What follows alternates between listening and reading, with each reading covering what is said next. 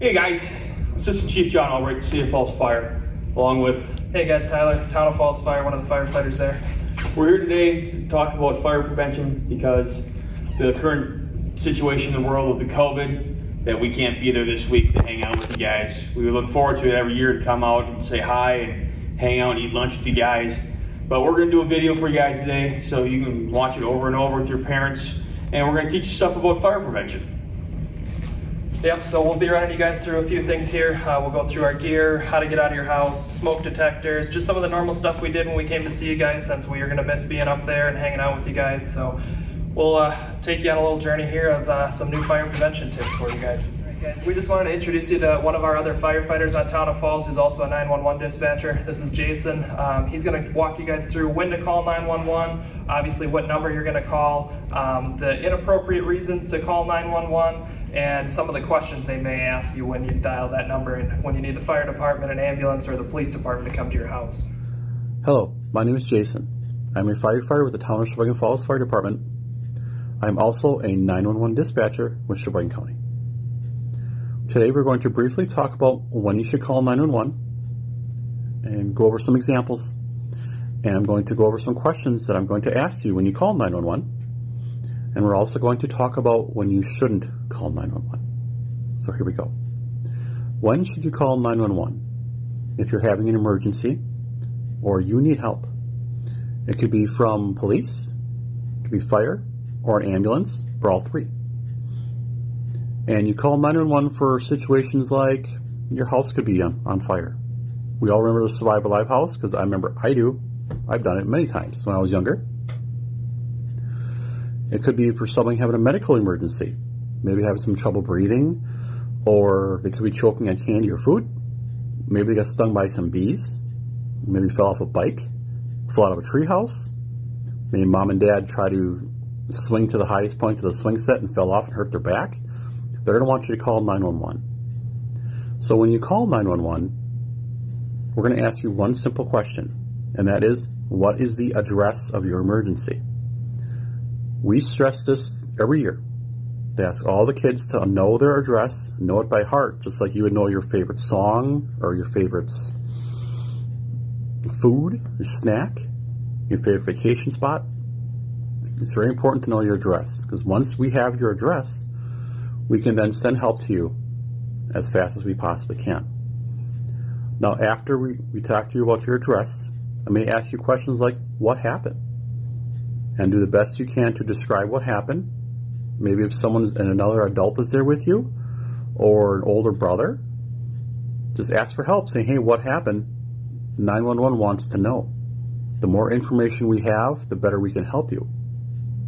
We may also ask you, who's there with you? How many people are with you? If it's just yourself and your parents, maybe it's you and grandma and grandpa, or the babysitter. It's stuff we need to know so we can let the personnel responding know how many people we have to help. Now, there are several reasons why you do not call 911. You do not call 911 when mom and dad are trying to force you to eat vegetables and you don't want to do it. You don't call 911 if your dog goes missing. I know it's very sad. Whether it be a cat, a dog, whatever type of animal you have, if they go missing, you do not call 911. There are other phone numbers we can use for that. Maybe other methods we can use. You don't call 911 if you're having an argument with somebody, because they won't let you watch your favorite TV show or play your favorite video game. It's very important to know that, because we don't want to hold up resources if we don't have to. So I thank you so much for your time. And yes, this year is very much different. In fact, we can't have face-to-face contact, but we hope these videos do help you, and we hope you have a great day. Thank you. So now you learned about 911 and the importance of using 911. Here's some other tips that you should learn in your house. Talk to mom and dad where your smoke detector is. So you guys probably have seen these. They're on the ceilings, outside your bedrooms, on every floor of your house. Some may be in combination with what we call a carbon monoxide, which is another type of an alarm that might go off. But anytime you're sleeping or in your house and you hear this thing go off, you want to get out and stay out. And by getting out and staying out, we want you to follow that evacuation plan you have set up with your parents, whether you're getting out to go to your tree, your mailbox, neighbor's driveway. How many, show of hands, how many have an exit plan at home? That is awesome. If you don't have an exit plan, ask mom and dad right now, where do we go? Yep, and make sure you guys practice that.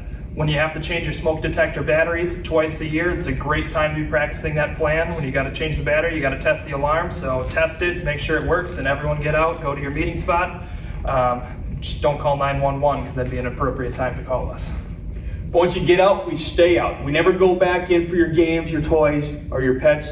When the fire department gets there, the first truck gets there, they're going to be looking for your parents or someone to let us know what is going on if everyone's out. And if everyone's out, you say, hey, our dog is in the house or our cat is in the house, we're going to do everything we can to go in and find your animals. But we want to make sure you guys get out and stay out and never go back in and never hide. When you hear the alarms, like Tyler said, you got to get out and stay out. Follow that exit plan and you find that meeting spot. All right, guys. This year's motto is fire safety in the kitchen at home. So we wanted to just go over a couple of things. It actually is the #1 reason in America that we're called out for EMS calls or fire calls is injuries or fires in the kitchen. So we just wanted to give you guys a few quick tips here. So never cook by yourself. Always have an adult around when you're cooking. Always turn your pot handles into the stove. If you have a little brother or sister that's walking, could reach up to reach those pots, and if there's hot water in there, it could pour on top of your brother or sister. So always be safe in the kitchen. Yep, and you always want, like you said, never cook by yourself. You want mom and dad there. You need to make sure when we're done cooking, we're turning the burners off on the stove. We're not throwing a towel on top of that stove while it's on.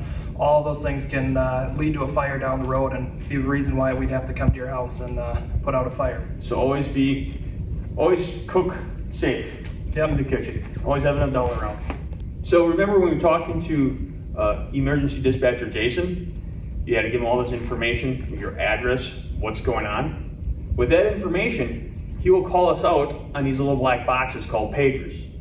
And all the information you give Jason, or at the dispatch center, will come over these little black boxes. So we know what we need to bring.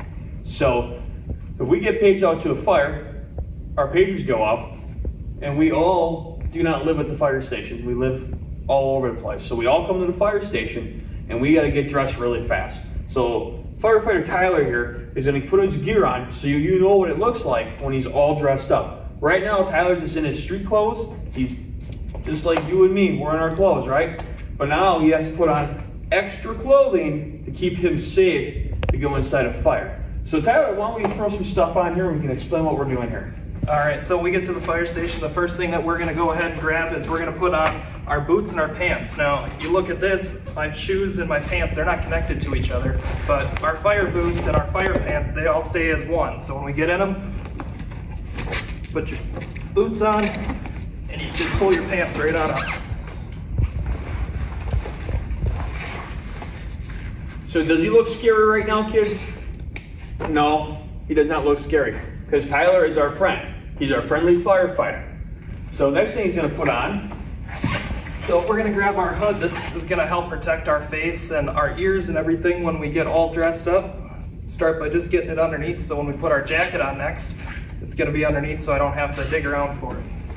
So then we grab our big jacket, throw this guy on.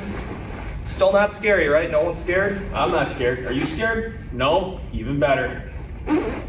So now we got our jacket on. Get all of our Velcro done. Good to go. Now the next thing is we got our breathing apparatus. Now normally we're not going to put these on in the fire station. We put them onto the fire trucks on the way to your house. So it's like a big giant backpack full of breathing air. So he can go inside a building that's on fire and he can breathe as he's working. In this bottle contains 4,500 pounds of air. That gives him about 30 to 40 minutes of work before he has to come out of the fire.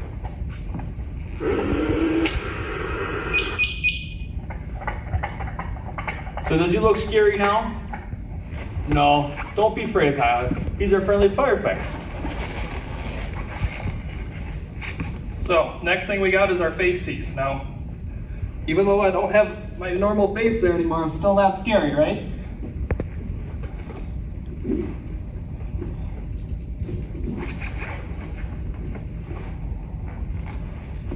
So you see how he puts his hood up? Now nothing is showing. No, there's no skin exposed on his gear, anywhere. Nothing at all. He's gonna put his helmet on and his gloves on next. Then everything's gonna be protected.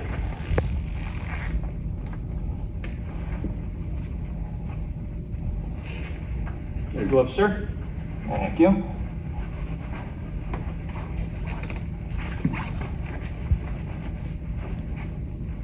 Not scary, right? Now he's gonna start breathing air from this tank back here. So right now he is breathing the air that's inside this tank. He may sound funny. I sound a little funny? He may look a little scary, but don't be afraid of him. This is how he's gonna sound when he's in your house. Yep, you're gonna hear me come in and I'm gonna start calling out. Fire department, anyone that hears me, call out, come towards me. So he'll be on his hands and knees, because remember, heat and smoke rise. So all the clean, fresh air is gonna be low to the ground. So Tyler's gonna be crawling on the floor looking for you. So he's gonna be searching your house. He's gonna try to find you. He's gonna be calling out. So we don't want you to go hide underneath your bed, hide in a closet. We want you to try to get out and stay out. But if you can't get out, get to a window. You hear him calling for you, yell help, I'm over here. Right now, don't be afraid of Tyler. This is still Tyler here. This is still Tyler. The same guy that was in his polo and jeans is now wearing his fire gear. So this is Tyler, our friendly firefighter.